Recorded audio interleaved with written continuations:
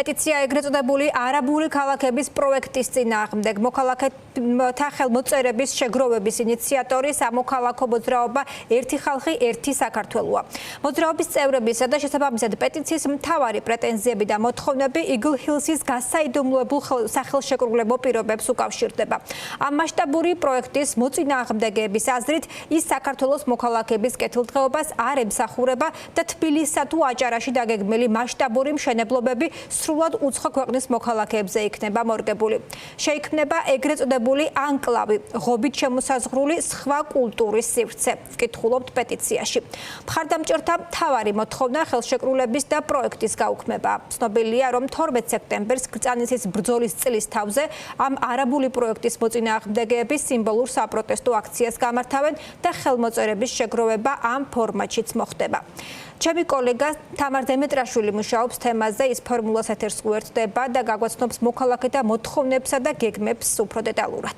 დიახ, პეტიცია სულ ერთი დღეა გამოქვეყნდა, თუმცა მასზე უკვე რამდენიმე ასეული მოქალაქის ხელმოწერა ფიქსირდება. მოთხოვნა ერთია, გაუქმდეს არაბულ კომპანიასთან დადებული ხელშეკრულება, რადგან იგი არ ითვალისწინებს სახელმწიფოს და მოქალაქეების ინტერესებს და აზიანებს მას გრძელვადიან პერსპექტივაში. პეტიციის ავტორებს მიაჩნიათ, რომ ეს არის გზა საქართველოში უცხო ქვეყნის მოქალაქეებმა მარტივად მოიპოვონ ბინადრობის უფლება, გარდა ამისა ზიანდება ქვეყნის ეკოსისტემაც. ნაკრძალებსა და დაცულ ტერიტორიებში ამგვარი მშენებლობები კი არღვევს საქართველოს მიერ გარემოს დაცვითი მიმართულებით ნაკისრ საერთაშორისო ვალდებულებებს.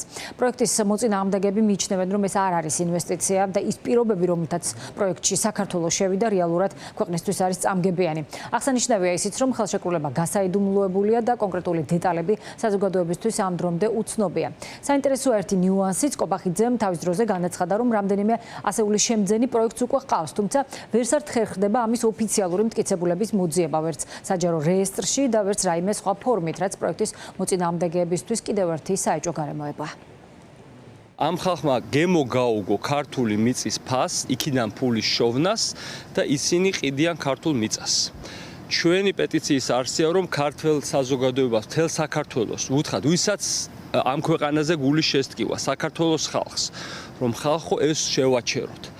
ეს თუ ჩვენ არ შევაჩერეთ, ეს იქამდე მივა, რომ საქართველოს სულ დაყიდიან ნაწილ-ნაწილ და აქ ჩამოასახლებენ, ავიცი, 100,000-ობით უცხოელს. ეს ტენდენცია უკვე დაწყებულია და ოლიგარქიამ უნდა გაიგოს, ქართული მიწა ხალხისაა. საქართველოს ხალხის ინტერესი არის მიტოვებული და არის ერთი კაცის ინტერესი და იმის გარშემო ძალიან ვიწრო ჯგუფის და აი მას უნდა უპასუხოთ ქართველმა ერმა. ვეცადეთ, რომ ჩვენ თვითონ ჩაგვეტარებინა, ასე ვთქვათ, მოკვლევა, რამდენად შეიძლებოდა რაიმეს შეძენა, ვერცეთ ეტაპზე წარმატება ამხრივ წარმატებას ვერ მივაღწიეთ, ასევე ვერ მოვიპოვეთ ის ადამიანები, რომლებიც ამბობენ, რომ აი მათ შეიძინეს კონკრეტული უძრავი ქონება, ან კონკრეტული წინასწარ, ასე ვთქვათ, განსაზღვრული უძრავი ქონება, იმიტომ რომ ასეთი ჩემი აზრით ფიზიკურად შეიძლება არც არსებობდეს და უბრალოდ კობახიძის მორიგი ტყუილები იყოს.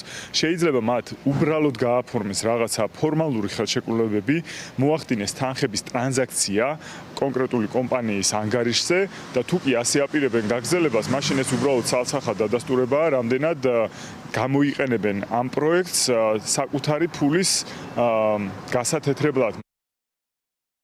მაყურებელს შევახსენებთ, რომ უკვე წელიწად ნახევარია, რაც ქართული ოცნება ანონსებს კრწანისა და ტყეპარკსა და გონიოშ ტერიტორიებზე არაბულ ინვესტიციებს და ანონსდა ჯერ 6 მილიარდი დოლარის ინვესტიცია, თუმცა მოგვიანებით აღმოჩნდა, რომ ამაში საქართველოს წილად შეტანილი მიწის ფასიც ითვლებოდა. კიდევ უფრო მოგვიანებით კი გაირკვა, რომ ფულის ნაწილი წინასწარი გაყიდვების შემდეგ იქნება მობილიზებული მშენებლობისთვის. რაც შეეხება პირდაპირ ინვესტიციებს, თავისი კლასიკური გაგებით 2025 წელს არაბეთიდან სულ 27 მილიონის ინვესტიცია შემოვიდა ქვეყანაში. წელს პირველ კვარტალში კი მხოლოდ 10 მილიონი დოლარის. ეს რიცხვები კი ძალიან შორსაა ოცნების პრემიერისა და ეკონომიკის მინისტრის მიერ დაანონსებული რიცხვებისგან. პროექტის მიმდინარეობაზე ინფორმაციის მიღება გვინდოდა ერთობლივ კომპანიაში საქართველოს წარმომადგენლისგან, თუმცა ირაკლი ნადარეიშვილთან დაკავშირება ჯერჯერობით ვერ ხერხდება.